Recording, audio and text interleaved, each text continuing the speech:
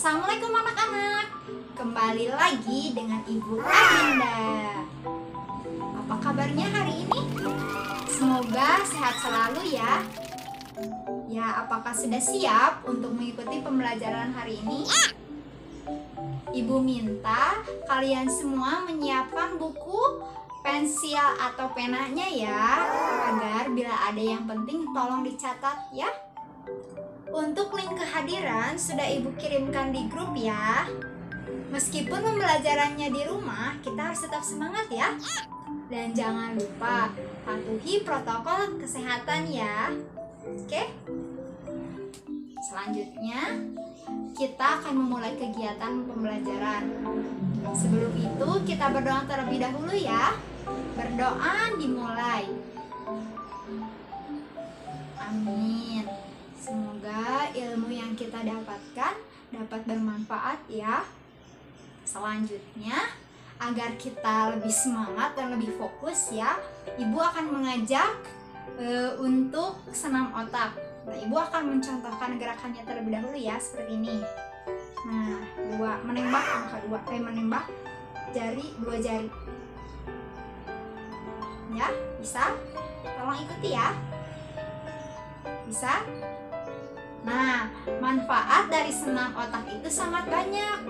Di antaranya yaitu mengurangi stres, kemudian meningkatkan konsentrasi, lalu meningkatkan daya ingat juga.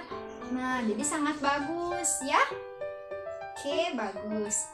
Selanjutnya, jangan lupa untuk melakukan pembiasaan literasi ya setiap hari, agar wawasan yang kita miliki dapat bertambah.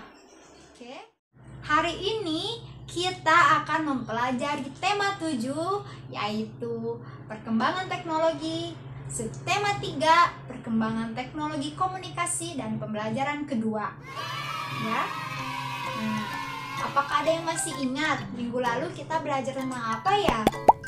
Ada yang tahu? Ya, tentang sejarah komunikasi. Lalu, apakah ada yang tahu komunikasi itu apa ya? Ya, komunikasi merupakan penyampaian pesan atau penyampaian gagasan antar individu. Ya, pada awalnya komunikasi itu dilakukan dengan tatap muka ya, secara tatap muka. Lalu pesan disampaikan secara lisan. Nah, ada beberapa alat yang digunakan untuk penyampaian pesan secara jarak jauh. Di antaranya itu gong, lalu kentungan. Lalu ada juga nih surat. Nah, surat sebelum adanya kertas, dahulu itu pesan disampaikan atau ditulis di atas daun lontar. Nah, kemudian nih sekarang nih sudah adanya internet atau sudah adanya jaringan, pesan itu dapat disampaikan melalui telepon seperti itu ya. Nah, selanjutnya kita akan belajar mengenai alat komunikasi tradisional dan alat komunikasi modern. Udin, Beni, dan Edo sedang beristirahat. Sambil beristirahat, mereka membaca buku. Nah, apa sih yang dibaca mereka? Ya, mereka membaca mengenai alat komunikasi tradisional dan modern. Alat komunikasi tradisional dan modern. Manusia berkomunikasi dengan berbagai cara.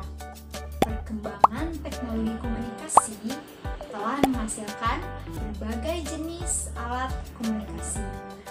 Ada yang sudah digunakan sejak lama dan ada yang baru saja digunakan oleh masyarakat. Daun lontar, prasasti, dan gong merupakan alat komunikasi tradisional pada masa lalu. Pada masa berikutnya, muncullah telegraf dan pesawat telepon.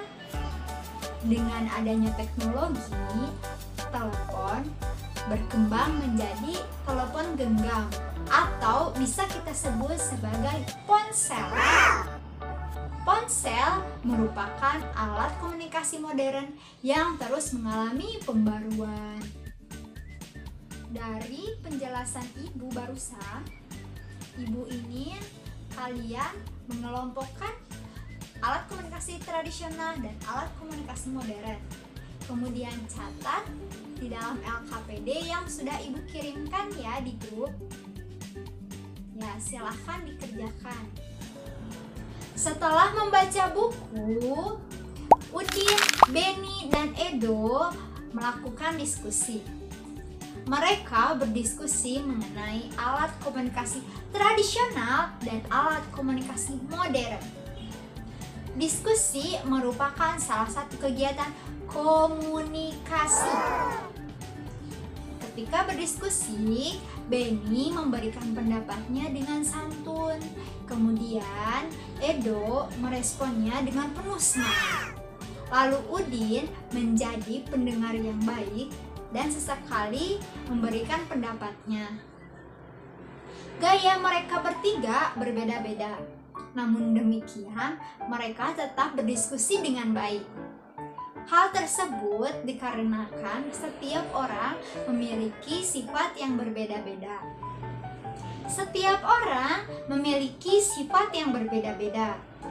Di antaranya ada yang memiliki sifat pendiam, lalu ada juga yang rendah hati, ada juga yang mudah bergaul, pemberani, dan ada juga yang pemalu. Nah, setiap orang itu memiliki sifat yang berbeda-beda. Nah, sifat merupakan salah satu bentuk keberagaman. Nah, berikut ada beberapa sifat beserta ciri-cirinya. Yang pertama ini yaitu sifat sopan. Nah, sifat sopan memiliki ciri-ciri yaitu selalu menghormati orang lain.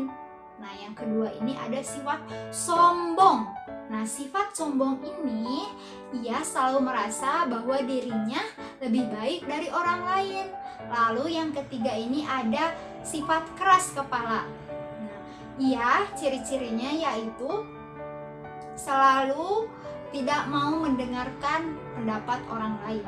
Nah, yang keempat ini ada sifat rendah hati.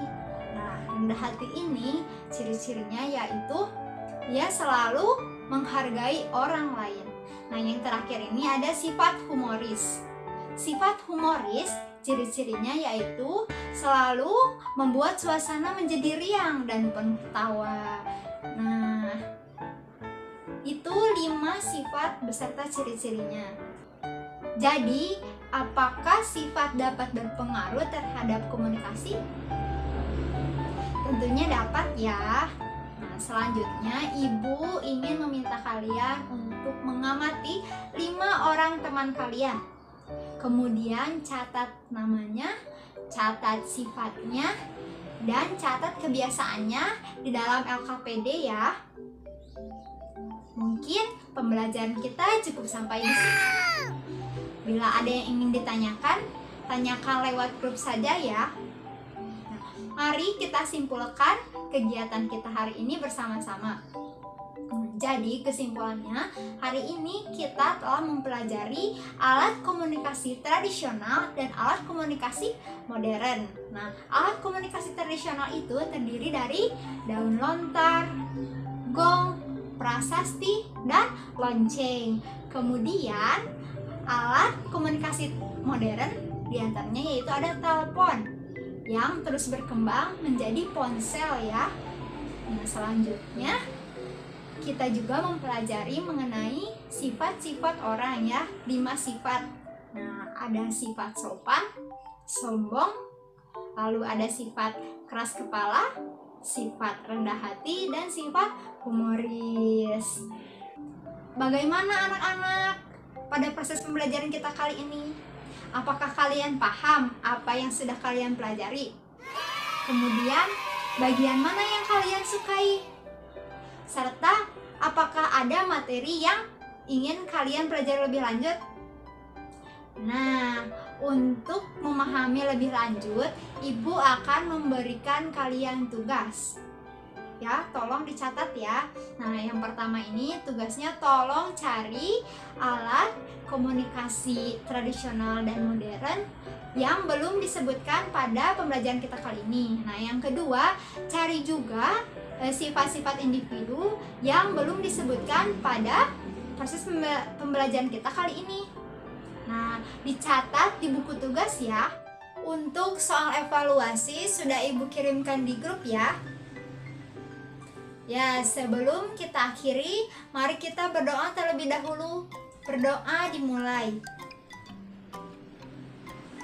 Amin. Mungkin sampai di sini pembelajaran kita kali ini. Terima kasih atas perhatian dan semangatnya ya. Ibu harap kalian dapat terus semangat dalam mencari ilmu. Ya, terima kasih. Wassalamualaikum warahmatullahi wabarakatuh. Dadah, sampai jumpa.